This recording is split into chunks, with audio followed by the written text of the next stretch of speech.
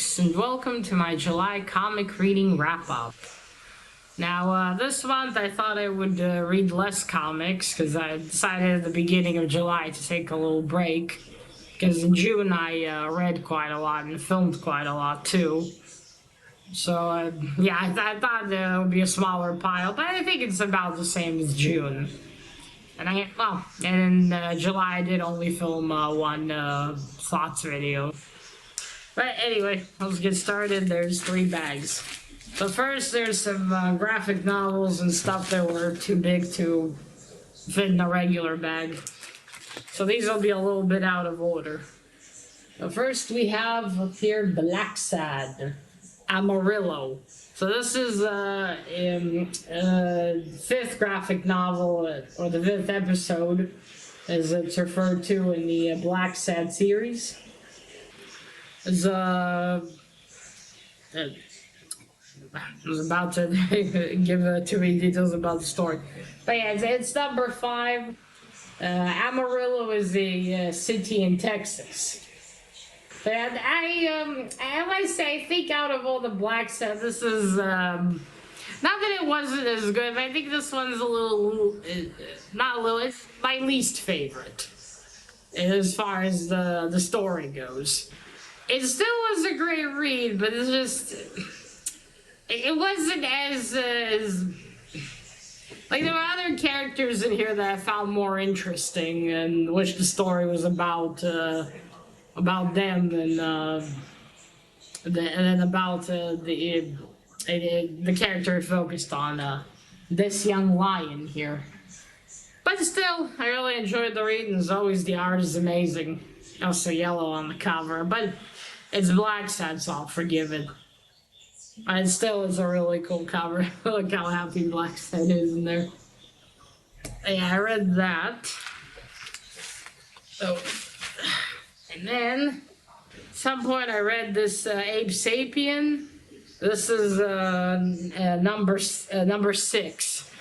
That's a collection of trades of an Abe Sapien series. It was, and I think it's written by different people. There's about, I think, maybe 9 or 10 trades. So I got this from here in Israel. Lior found it. I also have number 9 that I still haven't read. So yeah, and the problem, my problem with this was in the middle of a story. I think the story, it's one big story. It either begins in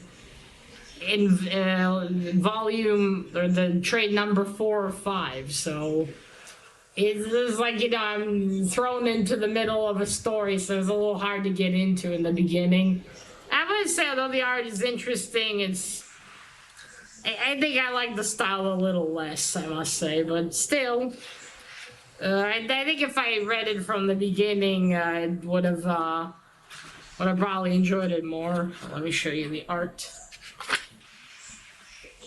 Yeah, so this is the art style.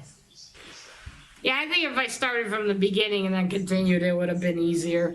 It's kind of like the world ended from something. Abe no longer works for the BPRD, and some weird creatures.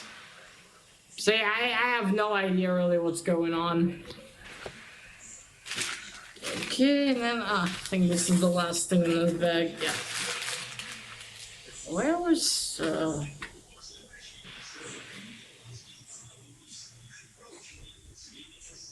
Oh, stupid. I don't have that one anymore. I already gave it. Yeah. Anyway, and before that, I read, this is number 5 in the Blacksad series, Silent Hell. This was fantastic. It's a sad and cool story. A lot of not twists, but some holy shit, some revelations. That was a little something about Blacksad. It was like when he was young, he was saved by this like a blonde cat that had an interesting mermaid tattoo on him. And it's unclear if he was saved by his ghost in the story or just he managed to get himself out of being drowning, and just imagined him. But they were amazing. Also, I really like you see him here is falling into the water. Then we have this one. Yeah, awesome. I was really happy I got these two black stabs. Because they're hard to come by in English, especially in Israel. So I'm glad I have them. Alright, now to the comics. Oh, and these will be in order, at least of when I read them. So let us begin. So first we have this Mouse Guard Free Comic Book Day comic. It's a bit of the from volume I think 2. No, either 2 or 3, I think. Yes, it's a Free Comic Book Day comic. Or actually, maybe it's the last one, I think. But yeah, and then it's got this this one as well. I got these from Lior. I'm probably not gonna keep this one because I have the trade for the graphic novel. And you know, what's the point of a single, especially Free Comic Book Day issue? Instead, it was nice to go back and give it a little reread. So there's that. Then, second. Then I read this here. It's let me pull all of them out actually. I did a trade with Lior in July for some. He gave me some Mouse Guard, a series I didn't have. It's Mouse Guard Legends of the Guard. So it's essentially it's a little story where there's a tavern, and the mice there, the owner of the tavern, she decides to have a contest. Who tells the best story, she'll forgive that mouse's debt. But everyone else will have to pay by the like they have a week to pay. It's all sorts of stories. As I remember, particularly about a baker, that was my favorite. I would have given that one the prize. Yeah. So here, issue 1. Those are really cool covers. Issue 2. Oops. Issue 3. It has and the thing here is that the art style is done by other artists. Though in between when we're in the tavern with the mice, it's David Peterson style. But when it's other stories, when they start telling the stories, it's all sorts of artists, different artists' styles. Some I liked more, some I liked less. It is always with something like this, and this is the last one. There are 2 more volumes of this that I hope to get one day because I really love the Mouse Guard universe. And then I read Berserker, A Poetry of Madness. Something I forgot I got, actually. Should be called Poetry of Stupid. That's what it should be called. I wanted to make a video about this after I finished it, but then I thought, you know what? It's not worth it. It's not worth my time. So it's Berserker in Atlantis. And a time where he served Atlantis. Except it's not written in the same tone as the original series. It's got a bunch of edgy, you know, oh shit, fuck, orgies, and it was so dumb. And they made Cthulhu lame. Just imagine, you reduce Cthulhu to this lame monster. It's just, I'm pissed. Let me show you the art style. I could show you this. There's no blood. Oh yeah, this is a different artist as well. The art style wasn't too awful, but yeah, the writing is the worst part of this thing. It's a fucking cool cover, mind you. Yeah, but the story was really fucking stupid. The way the writer wrote Cthulhu, the way he wrote B, and I'm so glad I never picked up any other, because there's more of these, where it's Berserker, like before the main series. I'm really glad I didn't pick up any more, because if it's as dumb as this, then it's not worth it. So yeah, this was really stupid. It wasn't even interesting. It just like, it ended so fast as well. It's like, that's it? You got Atlantis and Cthulhu, and this is it. This is the best you can do. Ugh, it's so dumb. Maybe missed the main series, mind you. Chicken bully, but yeah. Also in the get rid of pile, because fuck this comic. Okay, and then I read Dark Knights of Steel #1. Oh, and that's a one shot actually. #1. Oh, and that was by Boom Studios. And this, I forgot to say, Mouse Guard is by Archaia. And the first two, the Abe and Black Sat are by Dark Horse. Yeah, so this is by DC. This is one of those series with Black Knight's Metal or something. I don't even remember why I picked this one up, actually. I thought the cover is fucking cool, though. Look at that. That's awesome. But yeah, it was, I don't know, I didn't like it. But to be fair, I didn't read anything in this universe. I don't really like the idea, so perhaps I'm a little biased. So there's a part in here. Okay, a complaint I also talked about in my July reading vlog. There is a prophecy here that is being told twice in the same pages. Like, Constantine's the one that tells it. He's lying on the floor of his house telling it, and it's like right there. It's right there also in the narration. That killed me. It was so fucking redundant because you're reading the same fucking thing twice on the same pages. Why? It just, for what? What, you're supposed to just ignore one? Because you want, usually you read both of them because usually the narration has something to add. And here it was like, here's the same fucking thing. Repeat. It was so dumb. It's like, why? Why do... I just, where are the editors in comics nowadays? If I was the editor, I would have been like, oh yeah, Tom Taylor wrote this. I'd be like, Mr. Taylor, do we really need this twice?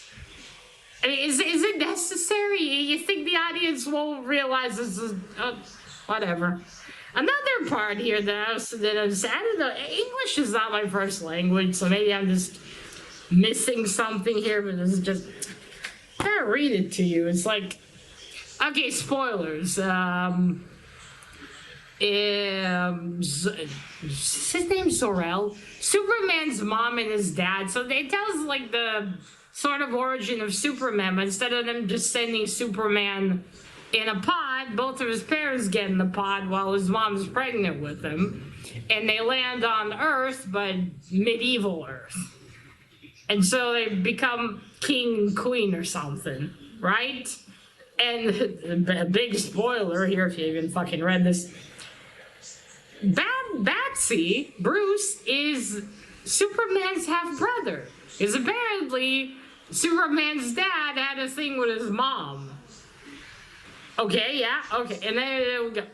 Okay, so it says here, your mother and I, you were a mistake.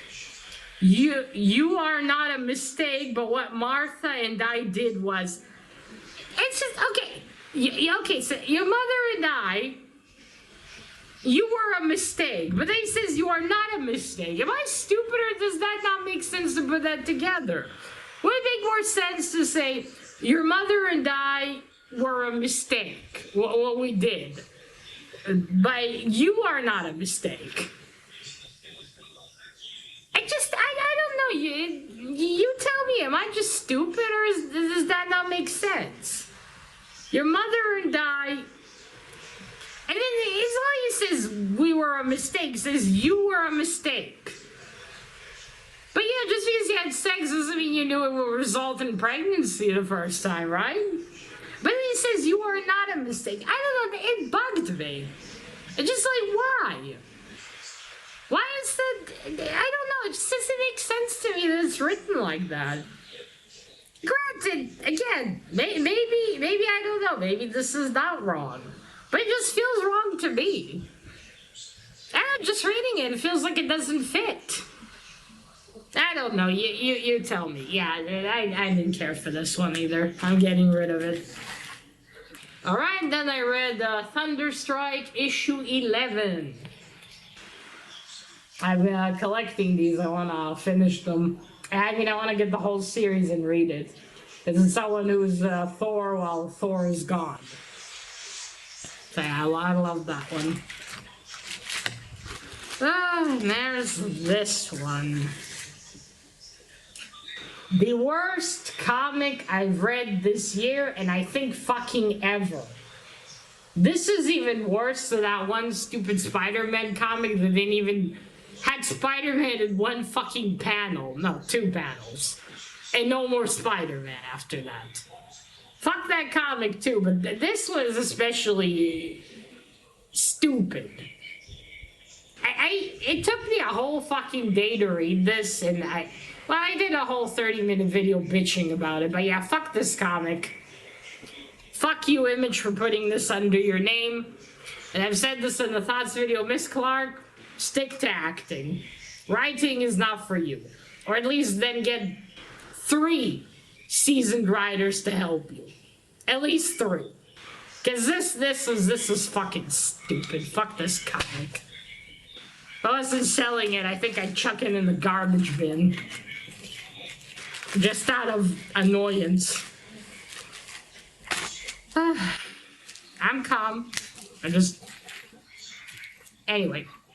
Then I read some Twilight Zone comics. So first we have this one. I don't remember what numbers these are. I'm sorry, and they're on the inside. And comics are pretty old. I don't want to take them out. So these weren't bad, I must say. Stories were okay, though. Most of them were pretty forgettable. I can't even remember now a lot of them. Some of them also didn't make exactly any sense. And like, what's weird here? A few of them felt a bit stupid. Now, I've never watched the Twilight Zone, so I don't know. Maybe the episodes are a lot better. But this wasn't so great. But still enjoyable enough for a read. I don't think I'll keep these, though, because although I kind of liked them, I didn't like them enough to keep them.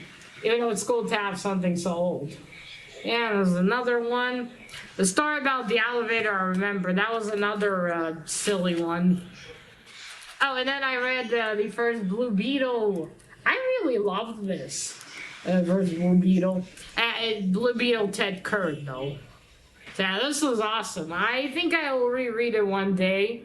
I don't know when, and I'll make a video, because I really like that.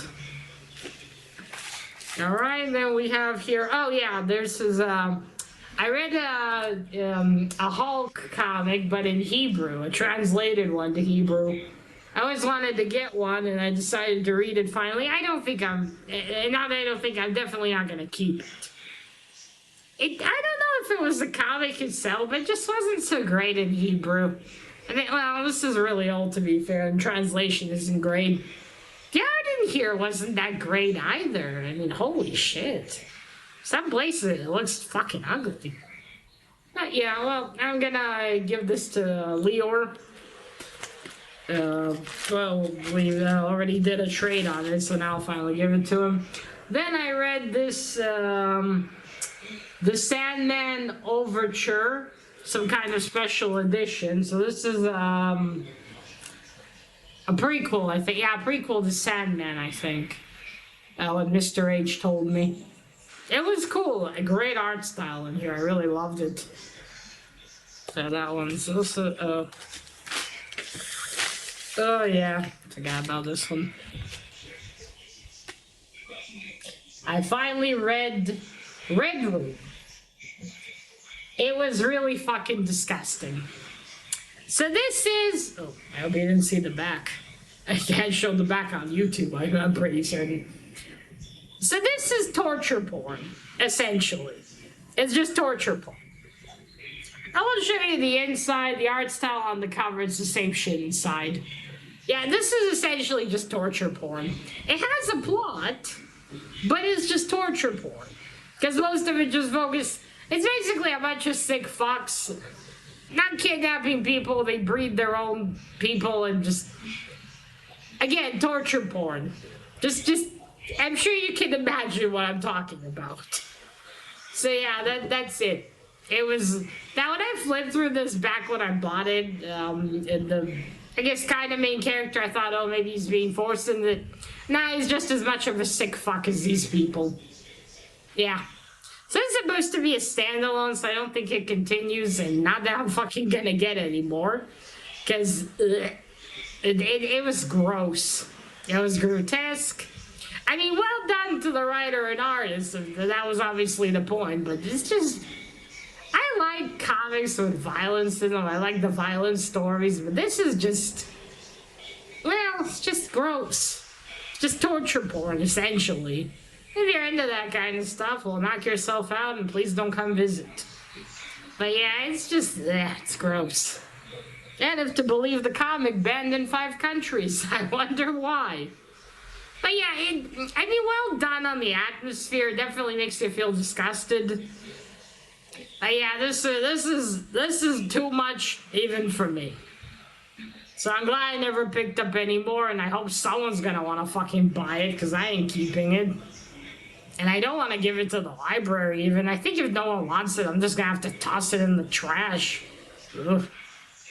Yeah, it's just that. If you already have this and you're planning to read this, don't eat before or after. Just don't eat before or after, trust me. Okay, let me lower that thing. Ugh. Yeah, that was yuck. Okay. I'm saying that. But yeah, no, that was a really gross thing to read. And I felt queasy afterwards. Ugh. Okay, and then I read Amazing Spider-Man 282. Second, excuse me. Okay. Yeah, it's one of those where the covers, and not the covers, got a frame of the superheroes. I always wanted one, so this is the one me and Lear traded on. I quite like the story, like the dynamic here between Robbie and old JJ. That was enjoyable. I'm keeping it for now. Who is it fucking hot today? Oh, then I read Sandman #1. A facsimile, of course. This is not the original. This was my first taste of Sandman. I definitely want to buy the... I guess at this point it's probably an omnibus. But yeah, I want to buy the omnibus, and I definitely want to read this. This is right up my alley. Well, at least most of what Neil Gaiman wrote. So yeah, I'm gonna get this. I don't think I'll keep the facsimile. I don't see why, since I do want to read the whole thing one day. So yeah, I think it's gonna go in the sell pile. I mean, it's long enough to actually reread again, but I'm gonna pick up the whole thing. There's no point in me having it. Oh, and then I read some Turak, Son of Stone. These are also quite good. I enjoyed them, but I'm not gonna keep them either. I did like the stories, but less my thing. But still, very nice ones to read. Okay, let me just pull all these out already. Then I read the Stuff of Legends. I've got, this is volume 3 here, and I got part 1. This is the Jester's Tale, so I got part 1. Part 2. Oh, and these are by Third World Studios. Never heard of that publisher before. And this is part 3. So yeah, this is right up my alley as well. Doesn't it kind of look like it's mouse guard size as well? Oh, actually, let's have a look. I think they're about yeah, they're about practically the same. Yeah, they're the same here. They're the same size, just like I thought. So yeah. I was kind of surprised. I was expecting to say Archaea on them, but no, not Archaea. Okay, and then more Turek Son of Stone. These Tureks, I remember the numbers. One of them is 89, I think, and the other two are 105 and 107, perhaps, if I remember correctly. There's another one, and there is another one. And that's it. That's everything I've read in July.